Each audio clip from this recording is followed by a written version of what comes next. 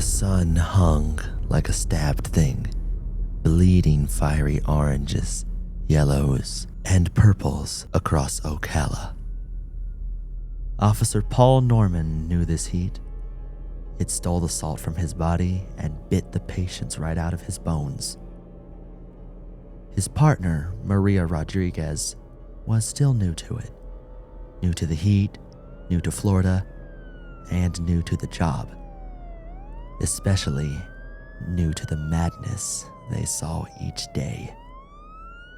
As their squad car's lights painted pastels of panic throughout the suburban neighborhood, she wondered what new thing would surprise her today. They rolled to a stop, and Paul's voice chattered low and quick into the radio. Ocala Unit 513, 1023, at location. Responding to a possible 5150, initiating contact. The glow of the melting sun aligned with the middle of the blacktop on Spring Street, where a man stood perfectly centered, eyes to the ground. As the pair of officers stepped out of their vehicle, the man looked up. His eyes glossed. Don't! He held out one palm towards the officers, halting the two in their tracks. They'll get you! Rodriguez and Norman locked eyes through their sunglasses before looking back at the subject. Curious neighbors stared through the sheet of their window curtains, caught up in the unusual excitement of their otherwise quietly uniformed community. Maria took the lead. Sir, I'm Officer Rodriguez, and this is Officer Norman. How you feeling today? Can you tell us what you took? A slight breeze pushed around the neighborhood's manicured flowers and bushes, while the car's engine crackled as it cooled. Ocala held its breath awaiting his answer. Took? The man's head tilted inquisitively. Then his eyes closed and nodded as if something was being whispered. They said their land was taken. He lifted his head and revealed eyes that were swollen like 2 pennies. Oh no, did I take their land? I'm sorry, I didn't mean to.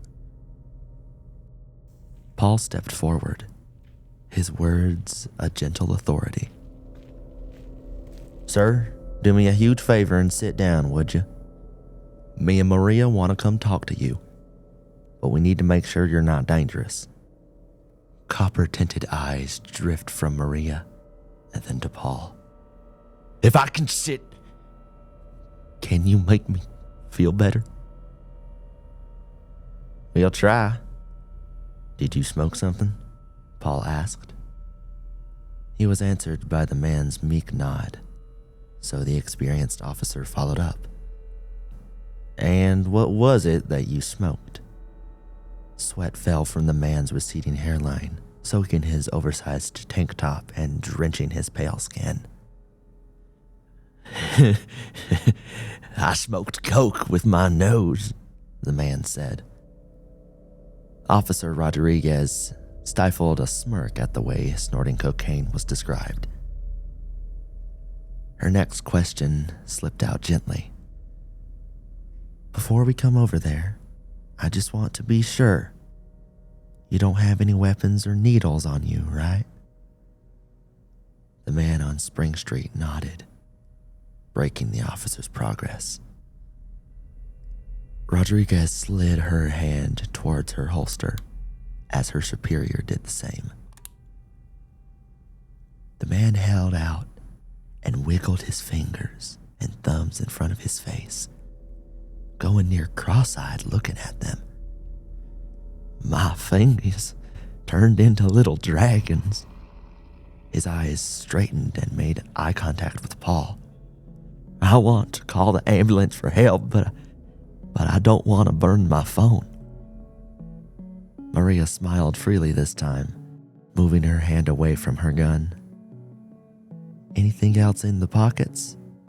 Any other weapons? The stranger looked back at the wiggling dragon fingers, his face turning slightly to get a different angle. Shaking his head, he responded, "Nope, just the dragons. But I feel that's enough, right?"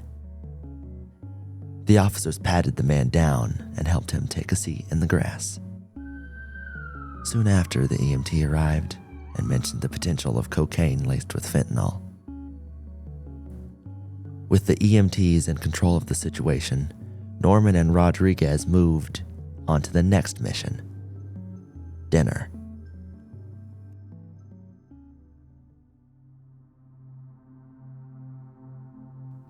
It took a few weeks for Maria Rodriguez to adjust to her new schedule.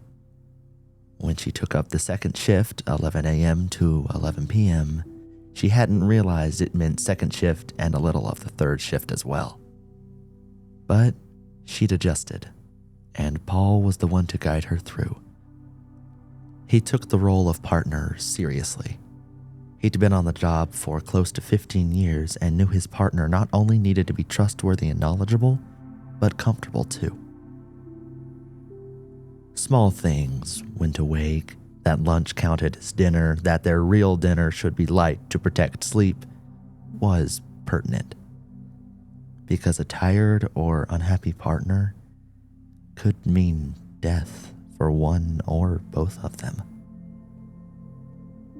They worked well together and quickly found a lot in common, despite her being a single 23-year-old woman and him being a 41-year-old family man. One thing they had in common was their love for halal, from their favorite food truck, Omar's Halal, which typically parked closer to the suburbs than downtown. Tonight was no exception. Rodriguez tracked them on social media to Northwest 21st Street, near the Pine Oaks Golf Course. The members of the Ocala police force were the last two customers of the night, resulting in a score of not only free food, but extra for later. Omar's brake lights faded into the night as the two partners devoured their food in the emptied parking lot. Paul Norman looked at his nearly full styrofoam container of chicken over rice with white sauce, listening to the chatter on the CB radio. His eyes drifted to Rodriguez, whose food was gone, not even a crumb. As she scrolled through her social media, he said, "You know, for a small woman, you sure eat like a big-ass man." Rodriguez, without looking up from her phone, responded in a high-pitched and sarcastic voice. "I'm just a baby." Weeks ago, when Maria had mocked this voice, Norman's age became obvious. He had no clue about the viral meme of an adorable little girl being talked to by her mother at the response of, "I'm just a baby." Now, he laughed, glad to know what was circulating in pop culture once again. Lately, it seemed like life had been catching up to him. Cases that normally wouldn't bother him now did. Calls that he would brush off as a younger man seemed to stick with him at home, affecting his sleep. The drugs, the turmoil, and the state of the men and women he came across daily seemed to bring more and more stress. Even Omar, usually all smiles, had flung their food at them like it burned his hands before speeding off. The world seemed on edge lately. Maria's laughter cut Paul's mental spiral off. He looked over at her with an anticipatory smile, wanting to be in on whatever was making her giddy. "What's going on over there?" he asked. "Oh, nothing, big guy. Just the normal internet antics. People are crazy. Look at this." Maria slipped the phone into Paul's hands and explained the situation. "This is the most viral video right now. Half the people who watch it say that this TV host, McKinley, looks like the devil. The other half, me, don't see a thing. Just McKinley staring at the camera. You probably won't see anything, but the comment section is off the chain. Maria's smile faded and she clarified. Off the chain means it's outstanding. Yeah, you're young. Maria sucked her teeth and said, Please, I ain't young. You're just old. Now hush and watch the video. She wanted to know what he'd see, so she watched Paul's face instead. She'd already replayed the clip a dozen times trying to understand the fuss. It was nothing more than a slow-motion video of news anchor Rick McKinley. Then, the footage froze on his face. And nothing. Just McKinley staring into the camera. She watched Paul and his anticipatory smile, knowing he loved to see what younger folks were getting into. But his smile fell. She'd only seen his face this distraught once before. 2 weeks into her partnership, they responded to a domestic violence call. But they were too late. The subject had shot her husband and lit their children on fire before killing herself. It was the worst thing either officer had ever seen. The children were twisted, and their faces melted, fused, open in permanent, crispy screams. That same look, brows knotted, horror burning into wet eyes, throat pulsing with his heartbeat, washed over Paul as he stared at the video. Maria's face went flat, and she wondered what she'd done wrong. A realization crawled up her spine, pulling a smile with it. She laughed. Loud. You almost had me! She shoved his arm, and when she did, Paul peeled away from her, eyes safe in the squad car, but his awareness wrestling with what he'd just witnessed. Maria's right brow went high, and she asked, Are you being serious right now? I can't tell. Paul threw the phone onto her lap and pointed toward it. What the hell did you just show me? Wait, you saw it? You actually saw it? She wasn't hiding her excitement. Tell me everything. What was it? What did you see? The gruff officer held his throat, trying to peel the invisible fingers from it, attempting to find his breath. Ocala Unit 513. Paul jumped at the dispatch's sudden voice. Respond to a 1056. Male subject, Northwest 80th Avenue. Caller reporting erratic behavior, possible 5150. Unit respond, code 2. Clearing his throat and blinking, Paul sat frozen while Maria registered the numbers in her head. 1056, another intoxicated pedestrian. 5150, that's erratic behavior. Code 2, without sirens or lights. She grabbed the radio and called back. 513 copy, 1056 Northwest 80 Avenue, en route. Code 2, 8-minute ETA. Paul started the car. He flipped the lights and sirens on, either not hearing or caring about the code 2.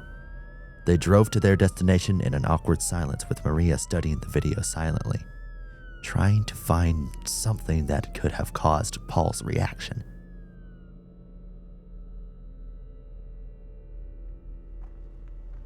The black and white squad car turned onto Northwest 80th Avenue, illuminating driveways, parked cars, and quiet homes.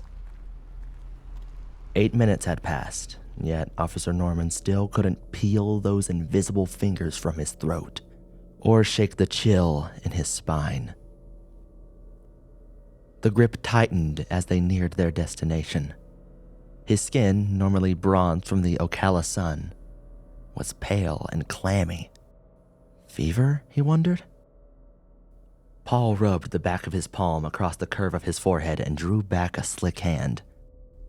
Omar had seemed angry when he handed the food to the officers, and now Officer Norman's question lingered on the idea of food poisoning. Maria snuck a glance at Paul. She knew something was up, and it wasn't just a stupid video. Whatever was going on, she knew Paul needed to get his head right or hang back. She asked, "Are you good, Paul?" "Who, me?" He feigned a laugh. "Just another call, right?" Maria's lips tightened with concern. "Listen," she said, "there's no shame in hanging back. If you're not feeling—" "I said I'm good, okay?" Paul snapped. He wasn't good, but he wasn't letting Maria go in there alone. "Look, I didn't mean to bark at you. It's just, I don't know, I think that food made me sick. I'm okay, but I might have to call it after this."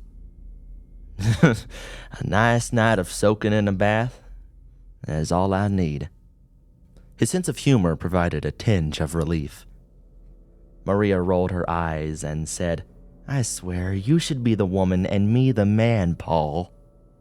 He laughed and felt dread. The dread whispered that something was wrong. Something was seriously wrong. Before the squad car's tires came to a stop on the gravel driveway, they heard an unnatural sandpaper scream. It was rough like broken asphalt, crackling from someone's throat near the back of the ranch-style home. Stepping off the porch was the old woman who called the emergency line, Mrs. Rita Diaz.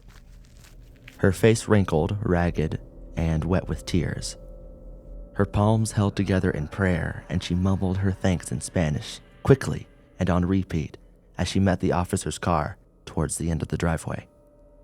"Oh, gracias a Dios, gracias a Dios." Maria grabbed the radio, not waiting for her partner, who seemed frozen, studying the starless sky.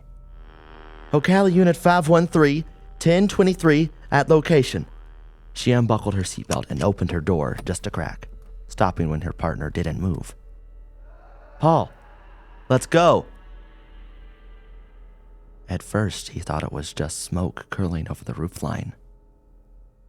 But the longer he stared, the more it darkened. Too black, too dense. It wasn't rising.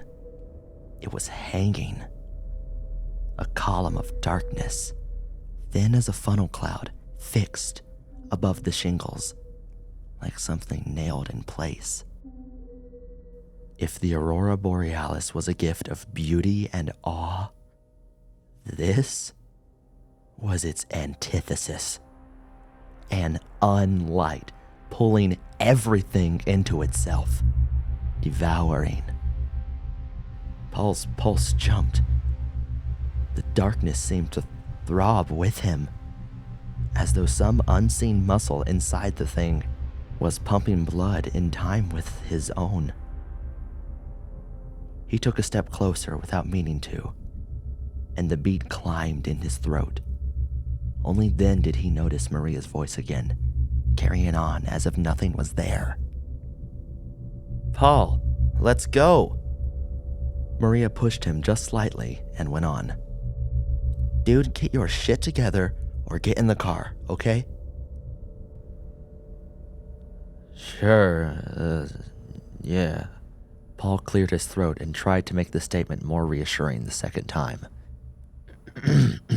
"Yeah."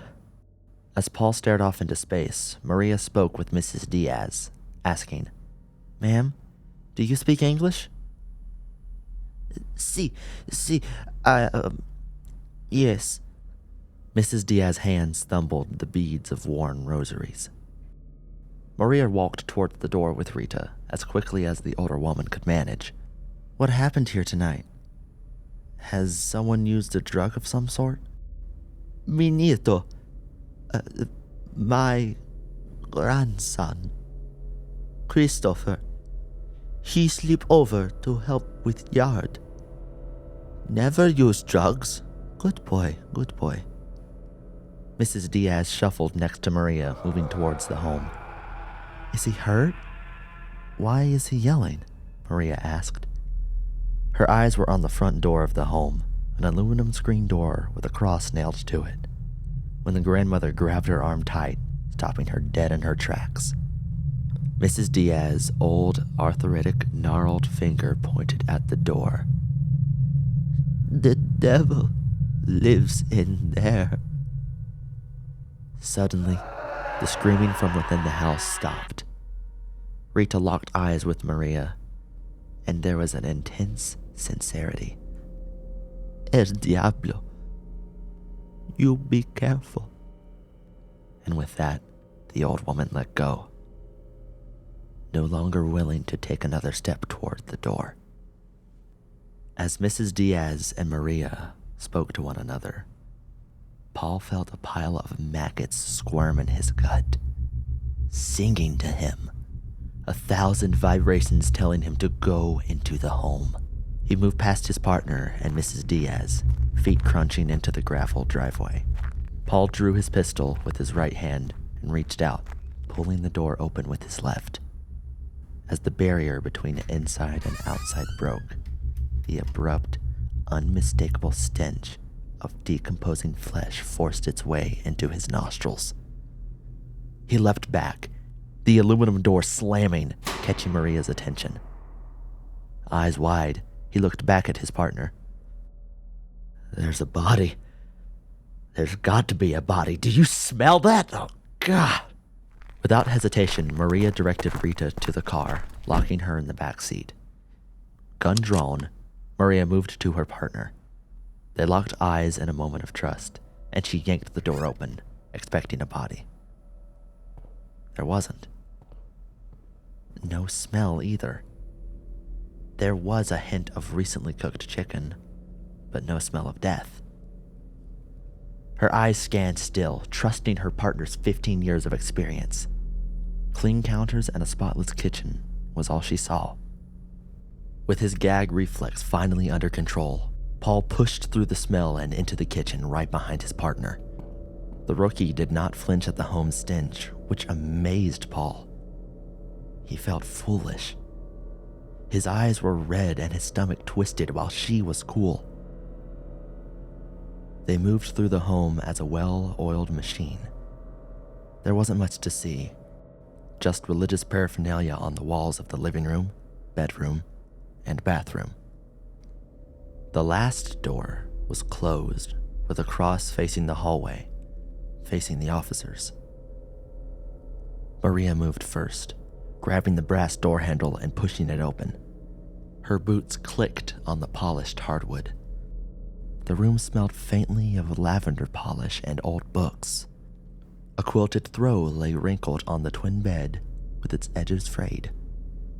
Standing upright on the twin-sized bed with his back facing the wall was a boy she guessed was no older than 14. Baby fat softened his face and curls tumbled over his forehead. His arms stretched out like Jesus, with ropes knotted around his wrists. Nails secured the ends of the ropes to the walls. Tears squeezed from his eyes, and his mouth was agape, gasping for air. A look that reminded her of those poor burnt children from a previous call. Maria felt a pang of pride to be there before something truly terrible could happen. You must be Christopher, right? I'm Officer Maria, and this is Officer Paul. She stepped forward just slightly, reaching for the rope.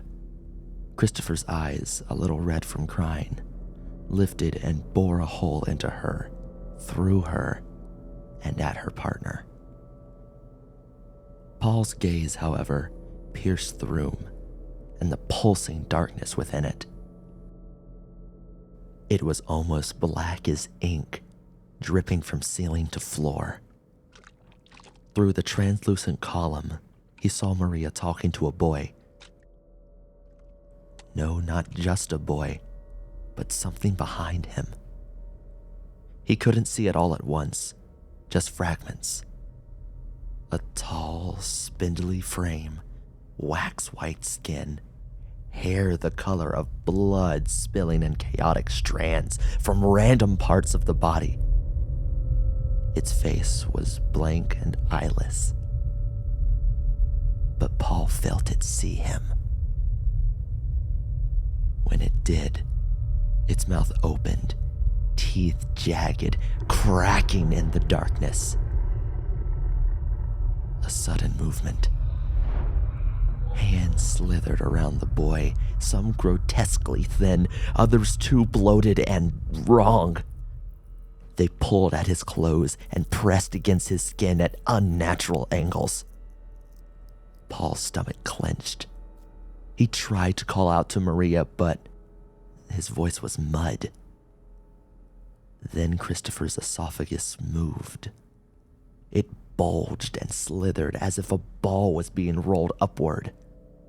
His mouth sagged open. Fingers, yellow-nailed and serrated, clawed up from the darkness of his throat and walked across his tongue.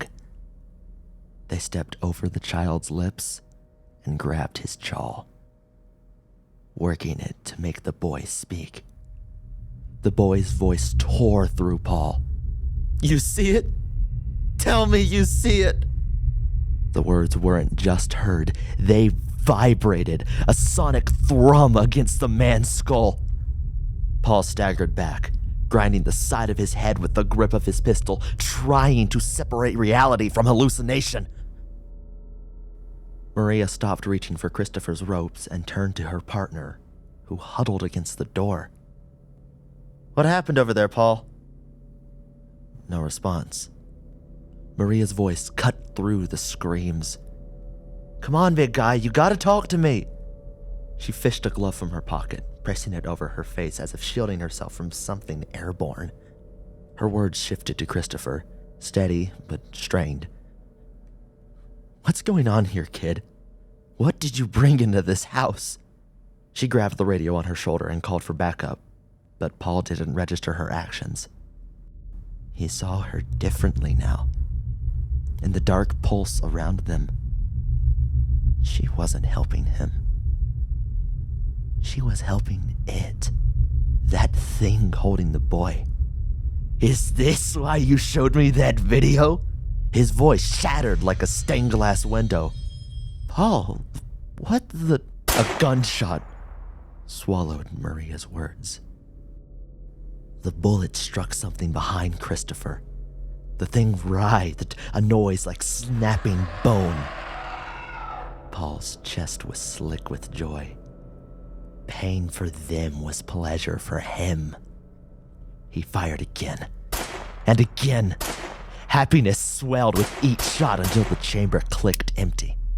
The shots blew apart the monster's face, and its hands went limp. There were holes that leaked pale, milky liquid. Maria ducked in horror as in a matter of seconds, Paul's clip emptied into Christopher. The bullet shattered his teeth and emptied it into his torso, shooting the boy's eye out of the socket. Her gun rose towards her partner. "Paul, what the hell did you just do?" Her partner's laugh slithered up from his throat, wet and wild. Another movement of the shadows. Another target. He reloaded without thought, eyes wide, crazed, pupils stretched, fixated on the horror, and raised his gun towards her. Maria's hand rose, gun trembling toward him. "Paul, no!" The darkness cracked open with gunfire. Light spilled sharp and raw, throwing shadows like bodies across the walls. Sound rattled the ribs of the neighborhood. You could not tell who, or what, or where. Only the echo, knowing something terrible moved in the night.